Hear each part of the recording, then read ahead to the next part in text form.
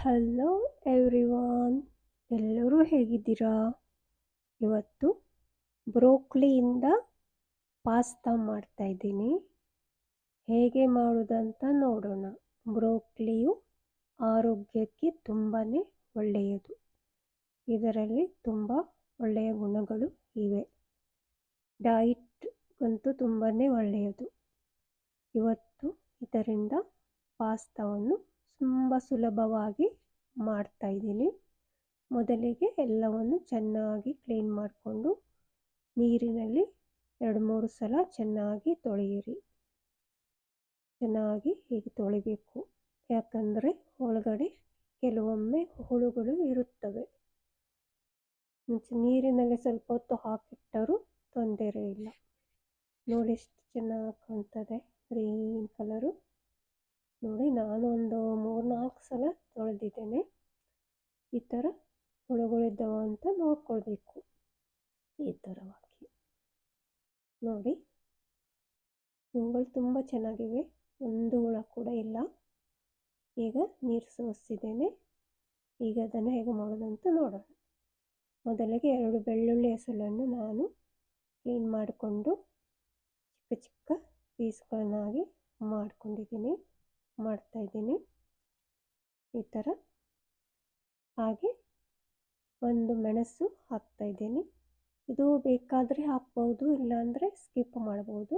Black pepper ಹಾಕ್ಬೋದು. ನಾನು just ಇದು ಹಾಕ್ತಾಯಿದ್ದೀನಿ. ಈಗ ಕಾವಲಿಗೆ ಸ್ವಲ್ಪ ಆಲಿವ್ ಎಣ್ಣೆಯನ್ನು ಹಾಕಿ ಗಾರ್ಲಿಕ್ ಹಾಕಿ ಫ್ರೈ ಮಾಡೋಣ. ಜಸ್ಟ್ ಸ್ವಲ್ಪ ಹೊತ್ತು ಫ್ರೈ ಮಾಡಿದರೆ ಸಾಕು, ಜಾಸ್ತಿ ಮಾಡಬೇಕಂತ ಇಲ್ಲ. ಜಸ್ಟ್ ಸ್ವಲ್ಪ.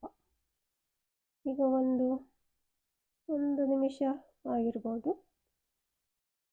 ಈ ಥರ ಸ್ವಲ್ಪ ಹೊತ್ತು ಅದರದ್ದು ಘಮ ಬರುವವರೆಗೆ ಫ್ರೈ ಮಾಡಿ.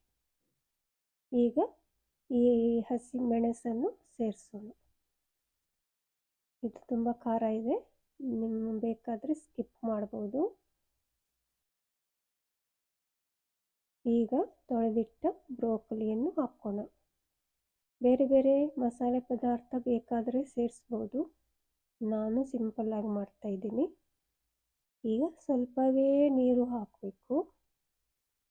ಚೂರು ನೀರು ಹಾಕಿ ಇದನ್ನು ಸ್ಟೀಮ್ ಥರ ಕುಕ್ ಮಾಡಬೇಕು.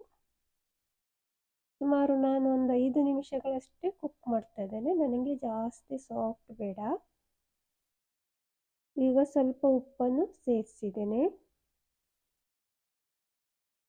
ಈ ಥರ ಚೆನ್ನಾಗಿ ಮಿಕ್ಸ್ ಮಾಡಿ. ಈಗ 5 ನಿಮಿಷಗಳು ಆಗ್ತಾ ಬಂದಿದೆ. ನಿಮಗೆ ಇಷ್ಟ ಇದ್ದರೆ ಜಾಸ್ತಿ ಬೇಯಿಸ್ಬೋದು, ಮೆತ್ತಗೆ ಬೇಕು ಅಂದರೆ. ನನಗೆ ಗಟ್ಟಿ ಬೇಕು, ಅದಕ್ಕಾಗಲೇ ಜಾಸ್ತಿ ಬೇಯಿಸಲ್ಲ. ಈಗ ನೀರನ್ನು ಕುದಿಸ್ಕೊಂಡು ಸ್ವಲ್ಪ ಉಪ್ಪು ಹಾಕಿ ಪಾಸ್ತಾಗಳನ್ನು ಬೇಯಿಸಬೇಕು. ಈಗ ಪಾಸ್ತಾಗಳನ್ನು ಹಾಕ್ತಾಯಿದ್ದೀನಿ. ಇದನ್ನು ಸ್ವಲ್ಪ ಮಿಕ್ಸ್ ಮಾಡಿ ಚೆನ್ನಾಗಿ ಕುದಿಸಿ. ನಿಮಗೆ ಸಾಫ್ಟ್ ಬೇಕಾದರೆ ಜಾಸ್ತಿ ಕುದಿಸ್ಬೋದು, ಇಲ್ಲಾಂದರೆ ಸ್ವಲ್ಪ ಗಟ್ಟಿ ಇಡ್ಬೋದು. ಈಗ ನೋಡಿ, ಕುದಿದು ಆಗಿದೆ, ಇದು ಚೆನ್ನಾಗಿ ಬೆಂದಿದೆ. ನನಗೆ ಇಷ್ಟು ಸಾಕು ಬೆಂದಿದ್ದು. ಈಗ ಇದನ್ನು ಸೋಸ್ಕೊಳ್ತೀನಿ. ಸೋಸಿ ಕೂಡ ಆಗಿದೆ. ಈಗ ಇದನ್ನು ಬ್ರೋಕೊಲಿಗೆ ಸೇರಿಸೋಣ.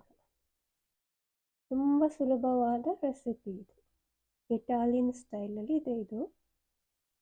ಈಗ ಸ್ವಲ್ಪ ಬಟರ್ ಸೇರಿಸ್ತಾ ಇದ್ದೀನಿ. ನಾನು ಸ್ವಲ್ಪ ಸೇರಿಸ್ತಾ ಇದ್ದೀನಿ, ಜಾಸ್ತಿ ಬೇಕಾದರೆ ಸೇರಿಸ್ಬೋದು. ಎಣ್ಣೆ ಕೂಡ ಸೇರಿಸ್ಬೋದು. ಚೆನ್ನಾಗಿ ಮಿಕ್ಸ್ ಮಾಡೋಣ, ಸ್ವಲ್ಪ ಬಿಸಿ ಮಾಡಿ. ಈಗ ಪಾರ್ಮಜಾನ್ ಚೀಸನ್ನು ಗ್ರೇಟ್ ಮಾಡಿದ್ದು ಹಾಕಿದ್ದೇನೆ. ಈಗ ಇದನ್ನು ಚೆನ್ನಾಗಿ ಮಿಕ್ಸ್ ಮಾಡೋಣ. ಸ್ವಲ್ಪ ಎಲ್ಲ ಚೆನ್ನಾಗಿ ಮಿಕ್ಸ್ ಮಾಡಿದ್ರೆ ಸಾಕು. ಈಗ ಇದು ಆಲ್ಮೋಸ್ಟ್ ಮುಗಿದ್ಬಿಟ್ಟಿದೆ, ರೆಡಿ ಆಯಿತು. ಈಗ ಇದನ್ನು ಒಳ್ಳೆ ಡಿಶಲ್ಲಿ ಹಾಕಿ ಸರ್ವ್ ಮಾಡೋಣ. ಇಲ್ಲಿ ನೋಡಿ, ಎಷ್ಟು ಸುಂದರವಾದ ಪಾಸ್ತಾ ರೆಡಿಯಾಗಿದೆ. Broccoli pasta, healthy pasta. ಎಷ್ಟು ಚೆಂದ ಕಾಣ್ತಾ ಇದೆ ನೋಡಿ. Please don't forget to like and subscribe. Thank you for watching. ಮುಂದಿನ ವಿಡಿಯೋದಲ್ಲಿ ಬೇಗನೆ ಸಿಗೋಣ.